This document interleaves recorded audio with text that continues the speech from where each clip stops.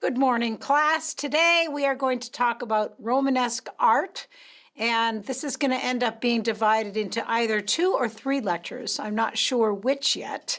This first slide, as you can see, is giving you a little bit of an overview of all of the different sections we'll be talking about. So the regions for Romanesque art are France and northern Spain, where we've already been, the North Sea Kingdom, so we're going to take a venture up into Norway. That's the next lecture.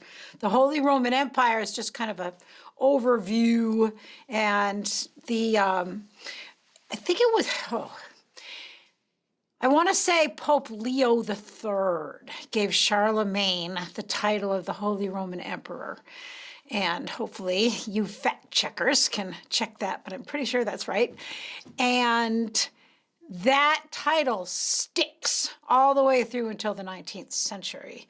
And then, of course, last we'll look at Rome and Romanesque Italy. So in the end, we'll end up looking at Santiago de Compostela, Autun, Clairvaux, and Citeaux. And I think most of those we hit today, and we're going to talk about pilgrimage routes. So you see this little inset, you can see this little box, England, Germany, Belgium, and Holland is where a lot of the Normandy is over to the west, the north and the west. The Normans get sort of settle in the northwest of France and come into England. So a lot of things are going to happen during this next couple of centuries. So the time frame of Romanesque art spans from approximately the middle of the 11th through the late 12th centuries. And interestingly, originally, the term Romanesque was a pejorative term. That is to say that art historians sort of viewed it as a lesser imitation of Rome. They were going on the idea that classical architecture was perfection, so Romanesque was sort of a sad stepchild, if you will. But that idea is not correct, and it no longer is held by most art historians. And we can see now from the influences of Celtic influences, patterning, all kinds of influences from the north, Islamic influences, Byzantine influences, and of course the Greco-Roman classical influences. It's an incredibly interesting and rich fusion of artworks that we see. So the word itself is relating to the style of architecture that developed during this period, because as we've seen, we haven't seen a lot of architecture surviving from the early medieval period, which is attributed to the fact that most buildings are made out of timber and didn't survive. An exception is in the early Romanesque period, late medieval period, these staves churches that we'll see in Norway. But the other thing is that during the rise of monasteries, we also have the institution of pilgrimage. And so a lot of the Romanesque builders began building with stone. And again, this is due to the institution of pilgrimage. So many different factors involved here. So this term also means in the Roman manner. So after the end of the Carolingian and Ottonian rule, and again during these seminal 11th and 12th centuries, there's many small economic units ruled by powerful families. We have this phenomenon that so often happens after we have the dissolution of a major force like Charlemagne or Otto, that the nobility gain their forces to themselves, and we start having land as our primary source of wealth and power, economic foundation being the manor rather than large empires. So at the beginning of the 11th century, we have the church and state very tightly intertwined. And that was, again, a legacy of Emperor Charlemagne. But as the church struggled to become independent, they wanted to separate themselves from the kings. They wanted their own power, which they did eventually gain. And we also, you have to remember, have the Crusades that are happening as well. well. And so the taking back of Islamic lands where the Islamic incursion had happened all the way through Spain. And so we have Eastern Greek and Roman influences all coming from that. And by the end of the time, monasteries become major landholders, and they're an integral part of the power structure. So many shifting political alliances and forces that are happening. So we'll begin in France and northern Spain, and I've already talked a little bit about these different kinds of divisions of power. So here it's divided among the nobility, the church, and the Capetian dynasty, who were Carolingian successors. France really doesn't emerge as a major power for another century or two. And however, the power of Christian rulers is growing. And they recapture Toledo in 1085. That's the Muslim capital. So Toledo was full of scholars, and they played a very important part in transmission of classical writing. Toledo was a place where Christians, Muslims, and Jews could coexist together very well. It had a very strong intellectual climate and a strong climate of tolerance, so it flourished. Now, this is when we have the beginning of the institution of pilgrimage, and there's a really good section in your book about pilgrimages also. And so I'm starting this with a little map to show you destinations for these pilgrims. So here, the main pilgrimage routes are in this dark, bold, but there's also other routes, as you can see. And then I made this sort of red scribble around Santiago de Compostela in the northwest corner of Spain. And so pilgrims would start way up, way up in Chartres, or way over here, all the way to the eastern border of France, down here in the south of France, all these different places. And then they kind of come together in this small section like a river. And then this last is a main thoroughfare that ends out here in Santiago de Compostela. So some pilgrims stop there at that destination, and then many others would take ship and they would go to Jerusalem or they would go to Rome. So the institution of pilgrimage is a unifying force. It levels all classes. Everybody, depending on their means, could go on a pilgrimage, and if you were very well-to-do, of course, you might have a very comfortable pilgrimage that was well-supported and well-provisioned and in a nice carriage with fresh horses at all the stops and all of your entourage and servants with you. Or you might be a pilgrim on foot with just the clothes on your back and a staff. But they're all on the same road. They're all walking together. So we've talked about pilgrimage before when we talked about the Islamic pilgrimage to Mecca. It's the same idea. Many different religious traditions have the institution of pilgrimage. So the idea is that they go to these different sites, and then there are relics in the churches that then they can be around. They can worship Christ near these relics. They can worship God near these relics. They can get closer to God. It's a spiritual journey, a spiritual experience. And you walked most of the way along very perilous roads. You're beset by thieves. You're beset by all manner of predators. And there's little abbeys and inns all along the way, and a pilgrim can get food and shelter there if they have the means. And so the abbeys, like the pilgrimage churches, would also have relics for venerations. All of the pilgrimage churches were built with pilgrims in mind. So we're going to start talking about Romanesque architecture with the idea of the pilgrimage church, because that's sort of one of the basic focuses for the way in which Romanesque architecture evolved. So they're built to accommodate masses of pilgrims traveling to venerate these holy relics that they contain. So they had to be big. They had to be strong. They had to be able to satisfy all of the requirements of the Christian liturgy, which was very complex. And so we have some basic architectural points for these Romanesque pilgrimage churches. So here's your 5 points, if you will. Strength, very, very heavy masonry walls. They have separation of parts, a longitudinal focus, and the interiors are basically very austere. So let's start by looking at this little church. It's called the Abbey Church of Sainte-Foy, and it's in Conques in Rouerge in France.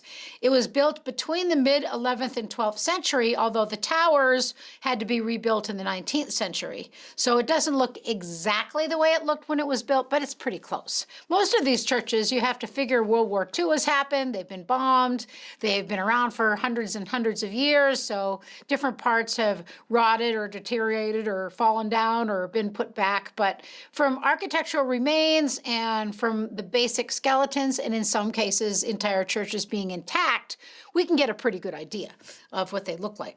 So we have a contrast of nave and transepts. We have the apse and a lower ambulatory, all these different things. And one big thing with Romanesque architecture is that you can really kind of tell what's on the inside by looking at what's on the outside. It's called additive. So all of these different separation of parts that you can see these two crossing towers, this semicircular apse behind it. It's got the long nave.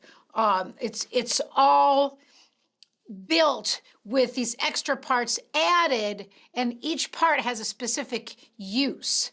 The building itself is made out of the local sandstone. They would use materials that were to hand. So here is the plan. And so again, as you can see, if you look up here at the top of this little drawing where I've got labeled the ambulatory, the sanctuary, and then the semicircular apse and all these little radiating chapels. So if you look at the outside of the church, you can see where these interior structures lie. So we are looking at the church as though we're standing above it, looking down, and we can't see the portal in that photograph that I just showed you. So the form itself is developed from the basic basilica form that we've studied way back in Roman architecture, with the addition of masonry vaulting, and then they add ribs in the roof as structural elements and masonry buttresses to help hold it up. There's an ambulatory, which means a place to walk, that goes around the apse, and then the two towers that you saw in that picture go over the crossing. The crossing is the place with a transept, which is the part that goes perpendicular to the nave, goes across, is where they intersect. So pilgrims would enter from the north transept portal in this particular church, not always, but here they did, and they could walk all the way around the church. It's a cruciform plan, therefore, with a projecting transept. So the biggest idea is that they can go around the outside of the church without disturbing the ceremony inside. Here's what it looks like inside. So this is the nave of that church. So where that light is coming in, that's called a lantern, that part that goes up over the crossing in the transept. So you can imagine that transept crossing where that lantern is. And then there's very solid masonry piers that are holding this whole nave arcade up. And they've got half columns attached to them. So that means that they're called compound piers because they have more than one part to them. The square column is lit by a lantern tower, and then it's resting on 4 squinches. And if you remember, you've seen in your Elements of Architecture, you can go back and look at that part in your book if you forgot. It's a lintel or arch. It's built right across the upper corners of the square space, so the dome can be securely attached on it and won't fall down. So this is the reliquary statue of Sainte-Foy, which is in this Abbey church. So I thought that you'd like to see the reliquary that was in that church. The dating's a little different, but it's close enough. So this is from the late 10th to early 11th century, although it was first created much earlier. And there's a pretty interesting history on this relic if you want to look it up. But it was begun in the late 10th and early 11th century, and the core is made out of wood of a yew tree, and there's actually a Roman helmet, Roman cameo, so very old decoration to it. There's a door at the back of it that holds the relics in it. So what is a relic? So a relic is actually, it can be clothing of the saint, or even the head of the saint, or bones, or a lock of hair, anything that has to do with a saint that died for the Christ or died for God, and or in some way becomes categorized as a saint and therefore can be an intercessor for the faithful to God. So some say that some relics could heal the sick, or they could bring you good fortune, closeness to God. They'll be inspired. So as they made their way along these very rough roads, they could stop at these different abbeys and churches and see beautiful reliquaries like this that had the relics inside them and feel closer to God in that way. This is just a different view of this. And here's a detail of the head. So this was actually a head. It was the relic of the head of Sainte-Foy. And Sainte-Foy was a virgin. She was martyred at Agen in 303 during the Dacian persecution of the Christians. Now we'll look at the Cathedral of St. James at Santiago de Compostela. So if you think back to that map, this is the church that's way, way out at that very end point in Spain before you get on your ship to go to Jerusalem. So again, we refer to this architecture as additive because there's so many additions to the basilica plan.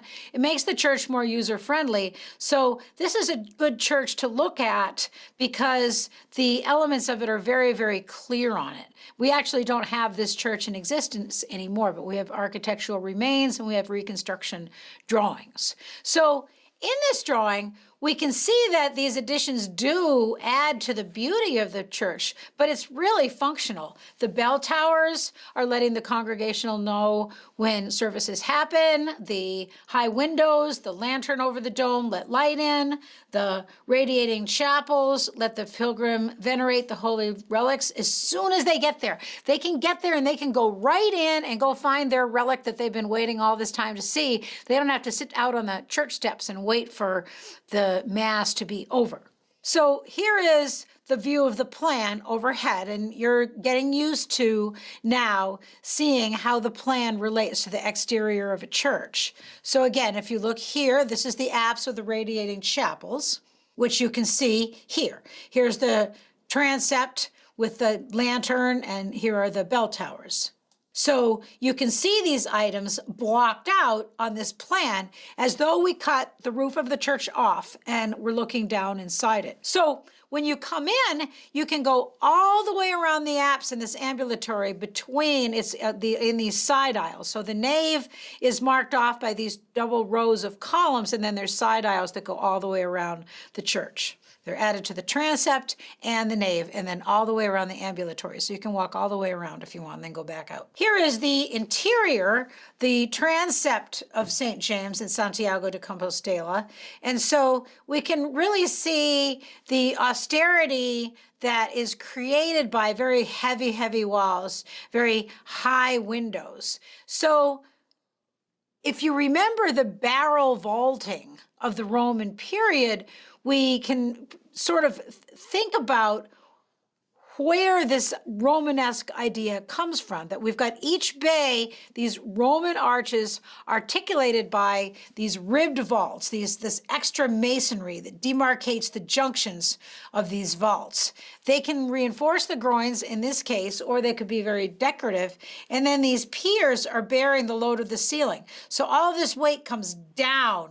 You can just imagine the weight thrusting down in these heavy, heavy piers. And they're made up of many, many stones, often square. They can carry very heavy loads. So they're all filled up with rubble. And then above the nave arcade, we have a gallery. Arcade is this series of arches that are carried by these columns or piers. So this is your little diagram.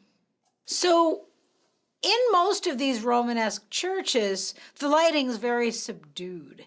The overall experience is very austere. We don't want to distract from the primary function, which is worship of God and Christ. So there's not a lot of interior decoration here. We don't have all these Byzantine bright colors, narrative stories. Much of this will come later in late Gothic art and into the Renaissance, and of course in the high Gothic and stained glass windows. But for now, the decoration on these Romanesque churches is mainly confined to the outsides of the church. The additives are meant to make the pilgrim's journey and their arrival more comfortable. And there, of course, was always at least one Mass a day to accommodate these pilgrims. The next church we're going to look at is an abbey church. So pilgrimage churches, we've just seen two examples, are mainly built to accommodate pilgrims to come. Now, often they're attached to a monastery and abbey, and I'm not saying that pilgrims don't come to the abbey churches as well, but the function of the abbey is a whole grouping of buildings that houses the Christian monks. So the abbey churches also carries the function of maintaining the abbey and the lands around it. So the monks or nuns live on a very specific religious rule. It regulates their lives, specifies their behavior, specifies the organization of the monastery. And so here at Cluny, these monks live under the rule of a man named Saint Benedict of Nursia, who wrote a rule in the 6th century. They're Benedictine monks. They divide their life between prayer, rest, study, and work. So this is a model of the Abbey Church at Cluny. So you can see again this additive Romanesque architecture.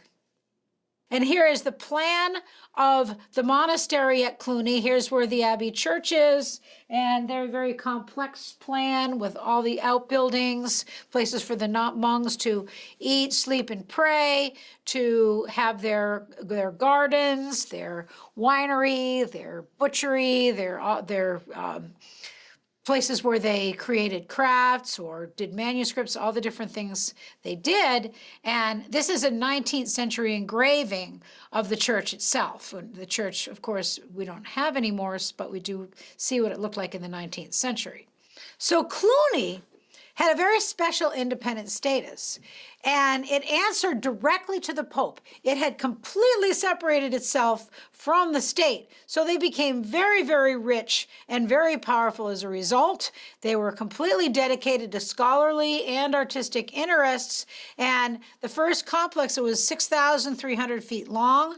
We can see the Abbey Church on the right, and then all of the monks' quarters in the monastery on the left. All we have left of the first abbey at Cluny are archaeological remains. Here is a architectural drawing of the barrel vaulting that was designed in the Abbey Church at Cluny. So we have this towering barrel vaulting here. It's beautifully drawn so we can really understand the architecture of this. It's a 40-foot span, and one great contribution of these monks was what they call plain song. We can hear this in Gregorian chants. And so the architecture was built in a way to enhance these chants. They're based on harmonic relationships, and they get a lot of these ideas out of ancient Greek musical theory and mathematics. So like anything else, we have different monastic orders and reform movements. And so we have at this time what's called the Cistercian order, which was a reform movement within the Benedictine monastic order, because the Cistercians felt that the Benedictines were too worldly. And we do have, throughout this period, we have monasteries and monks that become completely worldly. They even do worldly pursuits like hunting and take wine. I mean, the religious life of the monastery between the 9th and the 15th centuries runs the gamut. But at any rate, Bernard of Clairvaux believed that even the new Cistercian order was too liberal, and so he established a system with 12 other monks that said we need to be completely secluded from the secular world. We need to take a vow of poverty. We need to live a life entirely based on prayer and manual labor. And in the beginning, they didn't even let them make artwork or chant or play music or read. They had to just work and pray, and for hours at a time, and that was it, because Bernard felt that these worldly displays distracted their attention from praying from God. So his idea was that there's too much temptation. If we're making Benedictine liqueur, and if we're creating these beautiful manuscripts, and that we're taking our attention away from God, is what he believed. So he wanted to make it pure. And so he attracted many followers, and this order grew very quickly, but it didn't last that long. And he was really stressing iconoclasm. And so Cistercian monasteries did begin to copy and illuminate manuscripts. And this is a picture of the Abbey Church of Notre Dame in Fontenay. And you can really get the sense of this purity of the Cistercian movement, just no adornment. We don't even have the light from the lantern. We don't even have the extra gallery or the clear story. Just simple engaged columns on the piers and ribbed vaults. That's it. So here is the Abbey Church of Notre Dame. And so we've got the monastery buildings, the cloister, very, very small, very self-contained and simple all together. So Bernard had very, very strict plans. And of course, we don't have the original building, but Fontenay, which is still in existence now, does follow his plans very closely. So if you look back at the plan of St. Gall that we looked at previously in one of the last lecture, before that, one of the last two lectures, this is much, much simpler. All the buildings are completely at right angles. The exterior is very plain. There are no towers. There are no sculpted portals. Everything is just centered and simple. Very fine stonework. We don't have a lot of elaborate detail, but it's somewhat influential in the Gothic style in that the influence begins to become vertical. Now, Bernard of Clairvaux wrote a treatise on Mariology, and so later on, when the Cistercians began to create manuscripts, they illustrated Bernard's treatise on Mariology, and there was a cult of Mary that developed during the Romanesque period out of this. So this tree of Jesse is a very traditional subject of these Cistercian manuscripts, and that's why I'm putting it here, to give you an idea of what they're philosophizing on, what they're praying about, what they're looking to. We have Jesse at the bottom of the page. He is the father of King David, and then there's a tree sprouting out of his groin up to Mary and Christ above. So it's a biological and a symbolic connection between the New and the Old Testaments, and this becomes a very central and important theme throughout the next several hundred years. It's created with ink and tempera on vellum, and in the 11th and 12th centuries, we begin to have many, many more books. We start to see this convention here as Christ shown as a small adult. That is both a Byzantine and a Romanesque convention. And we also have these very flat, it's almost called, they call it wet folds, these very flat folds in the drapery around the figure. They're trying to find ways, they begin to find ways to individualize the figures in some of these manuscripts and in this artwork. So here, he's asleep. So it's a device for depicting Mary's genealogy, and the jeweled hems are a reflection of Byzantine elements, while the subdued colors are Cistercian restraint. Now I want to turn to architectural sculpture, which there's so much Romanesque architectural sculpture. I can't possibly show it all to you, but I can show you a couple of things. So this is a sculpture of the Doubting Thomas, and it's on a pier in Castile, Spain. We are going to probably concentrate more in France, but I love this little image. Lots of these churches have a great variety of painting and sculpture, and one thing that happens during the Romanesque time is they begin to bring mosaic back. Now, here we can see Christ larger than the disciples down in the left foreground. It's a very strong diagonal between his head and then the head of Thomas down in the lower left. And we have this very massed presence of the other apostles. It's giving weight through repetition of form, sort of a holdover, if you remember those Byzantine icons. Very, very shallow space in these sculptures. So this is in the Church of Santa Maria la Rio in Sangüesa, and it's just a view of hybrid beasts. And so I wanted you to see just the variety and the style. There's going to be all kinds of subject matters, stories of Jesus, the saints, kings and queens, bishops, abbots, regular people, monsters, animals, plants, geometry. It runs the gamut. And I encourage you to go online and just, go into Art Store and find some different images of this because it's just fascinating. But I want to concentrate on the church portal because the church portal is one of the main focuses for Romanesque decoration and sculpture on the churches in this period. And interestingly, sometimes you'll recall, for example, those Roman triumphal arches, especially when you see church portals where there's 2 and 3 across. This is just a generic diagram of a Romanesque church portal. It does not have a trumeau in the middle. Some do. The most important imagery is always in the tympanum, which is this semicircular half moon in the center. And I've labeled this diagram so you can see the different parts. The trumeau sometimes supports the middle, and I'll have a sculpture on it. The archivolts are there's different amounts of these archivolts that frame the tympanum. And so each one, if you notice how these jam figures come out, each one comes up into a deeper archivolt, so they can become very, very deep. And then the jams, of course, frame the door. So this is a set of stairs, so you're going up and inside, like going into a cave. This is a trumeau figure. So the trumeau would be in the center of the church portal, and you'll see one in a minute. This one, of course, has been removed from the church. This is from a priory church in Toulouse in France.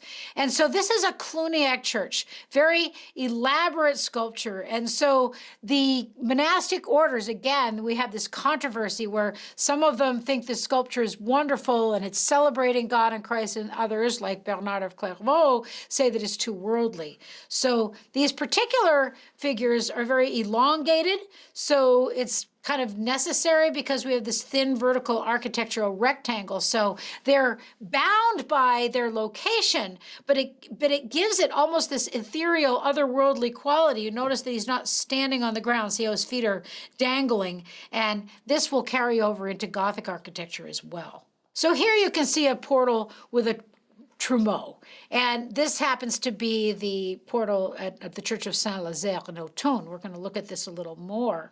So again, the primary decoration is located on the portal. So your definition is a grand entrance, and the tympanum, which we focused in on here, and of course there are many, many archivolts coming around this tympanum. We're just doing a detail, just showing you the door itself and the trumeau. The theme here is the Last Judgment, which is a very common theme for these portals. And this is really the first attempt at architectural sculpture since the Roman Empire. We haven't seen anything like this.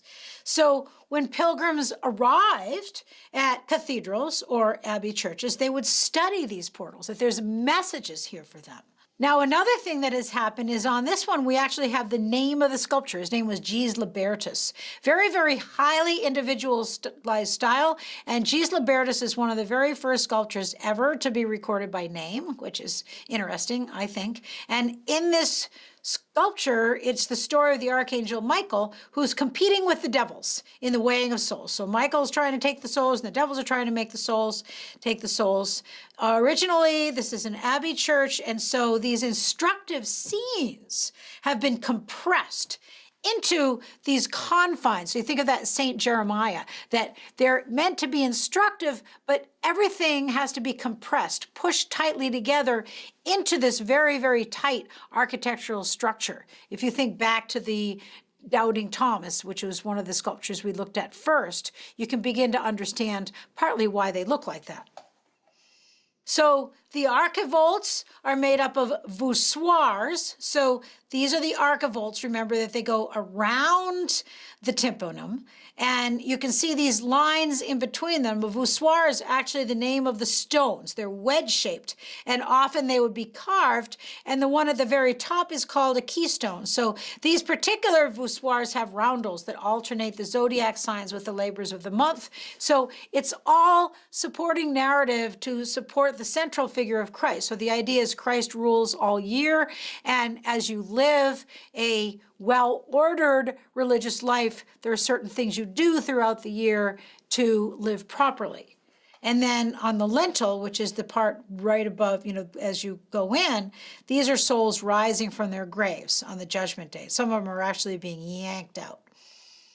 So here are some details, and the writing on it says, "May this terror frighten those who are bound by worldly error. It will be true just as the horror of these images indicates." So this is not a loving Christ. This is a judgmental Christ. This is a message that you better live your life right, or this is what's going to happen to you. So imagine being the pilgrim, and you have walked for months, and then you come, and this is the message that greets you. It is going to sink home. So the souls are cowering at his feet. The damned are writhing in torment, and so this undercutting, he's underneath his sleeves, underneath his chin, that these sharp, sharp shadows convey the depth, convey this impending, imposing figure. So here is the weighing of the souls. So you can see the angels yanking at one side of the scale and the devils yanking on the other side of the scale. And over on this side, see these little hands grabbing this little guy, pulling him out. These souls are all coming up under the Judgment Day, and they're going to be weighed and sent in one direction or the other. Here are the screaming demons. So the facial expression, each one a little bit different. Each one interacting with the other. And again, we have, if you notice Christ's feet, it's this very flat, sort of otherworldly, no weight to it. Christ is not of this earth. He is a heavenly figure. He's in the mandorla. So the entire sense of space, it's claustrophobic. The forms are agitated. And at this time, descriptions of the Last Judgment were very, very popular. You find them in books, you find them in literature, you find them in manuscripts. So Gilles Libertus probably had access to a lot of the popular and ecclesiastical writings about the Last Judgment. Here's a detail of the carving. And even with this very little detail on it, we have the sense of the expression of this figure who's damned for all eternity. And here's these little beautiful signs of the zodiac. Here's the archer. Here is Eve. She's from the right half of the lintel. So Adam and Eve are on the north portal. And again, this is Gilles Libertus. So again, we can see this very individualized style. Eve is very flat. She's almost meditation as she holds the apple in her left hand. Independent sculpture often is used in processions and in ceremonies. Usually they're very frontally erect, very rigid. Christ would represent the priesthood, humankind, and God. So in Christ, the wisdom of God became human. And Mary represented the church. So they would use these in liturgical dramas. This particular one is 31 inches high. And this Virgin Mary holding the Christ child became a very important icon of Mary and Christ during the later Romanesque period. And again, we have this convention where Christ is shown as a small adult. Here's a crucifix from the Olat region in Catalonia in Spain. So crucifixion also is a devotional theme. So we've seen some very expressive crucifixes, and you'll see the Giro crucifix again in a minute, but this crucifix is different. There's a deep sense of contemplation, of compassion. Christ's robe, he's wearing beautifully decorated robes. He's already otherworldly. He's already beautiful. There's no indication here of human suffering. So crucifixes, again, they were used over altars. They were carried in processions. Sometimes they would be reliquaries. This particular one is deriving from Byzantine sources, so it's very different from these Etonian tortured sort of forms, that Christ is wearing the royal robes as a king. And this becomes a very important icon of Christ. Is Christ the king? Christ in the royal purple. Christ in beautiful silks from Islamic Spain. There were cloths of honor for rulers' thrones or altar coverings and backdrops. So look at the difference between these two images of the same theme. On the one hand, we have suffering, we have the Byzantine gold halo, we have the human reality, the emaciated form, the otherworldly suffering, and on this side, we have Christ beyond this world, Christ the King, in the royal trappings due to his station. Now, we don't have a lot of wall painting, but we have some, so I just wanted to show you a few. It's less expensive materials, a lot of churches, so there was more painting, but we also have a lot more mosaic in Romanesque period. The painters would often moisten the walls before painting, but they didn't usually use the wet fresco. Oftentimes they'd follow masons and use the same scaffolding, so paintings would be built as the structure was built. So this is Christ in Majesty. This is from Spain. So very strong Byzantine influence to this. This is a Romanesque transformation of this whole Byzantine concept of Christ Pantokrator. It was painted by a man who's just, all we know of him is he's called the San Clemente Master. We have these very elongated oval faces around him, this Byzantine staring eyes, flat areas of color, Christ in the mandorla, and then at his feet we have the 6 apostles and Mary holding a bowl. So if you look at the Byzantine Pantokrator, it's got more classical Roman influence in the face, I think. The face is a little bit more naturalistic than this one is much more stylized.